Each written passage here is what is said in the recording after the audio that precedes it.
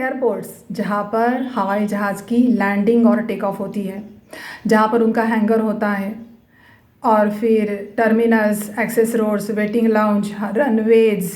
Parking lot, ये सब पकड़ के बहुत बड़े पैमाने पर ज़मीन की आवश्यकता होती है। जैसे कि एक स्मॉलर एयरपोर्ट जो होता है, जहाँ पर एक रनवे होता है, उसके लिए कम से कम 1500 एकर्स लैंड की ज़रूरत होती है, और जो बिगर एयरपोर्ट है जहाँ पर मल्टीपल रनवेज होते हैं, उसके लिए कम से कम 3000 एकड़ लैंड की ज़रूरत होती है। और जब एयरपोर्ट के लिए ज़मीन अधिग्रहित होती है और उसका काम शुरू हो जाता है, तब उस पर जो पहले से पेड़ पौधे, ग्रीनरी, श्रब्स, हर्ब्स, ग्रास, वो जो होता है सब डिस्ट्रॉय होने लगता है, डिस्टर्ब होने लगता है, और उस पर जो एनिमल्स वहाँ पे रहते हैं, जैसे कि birds, insects, grasshoppers, squirrels, frogs, reptiles, ये सभी वहाँ से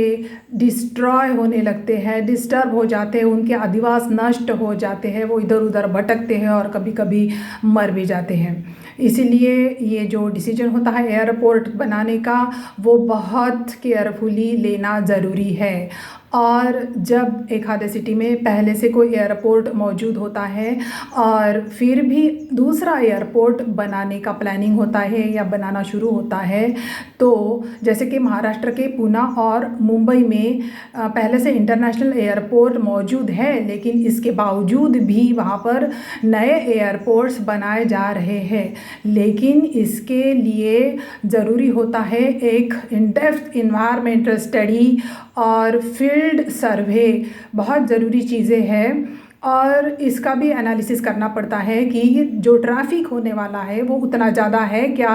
कि इसके लिए दूसरा एयरपोर्ट हम बना रहे हैं। लेकिन इन सब चीज़ों के लिए बहुत ज़रूरी है sensible, responsible, non corrupt people who are almost lacking in this country, and because of that this environment is suffering and it is getting destructed day by day. Here I would like to remind one sentence of Mahatma Gandhi, that he would say कि there is enough on the earth for everybody's need but not for the greed.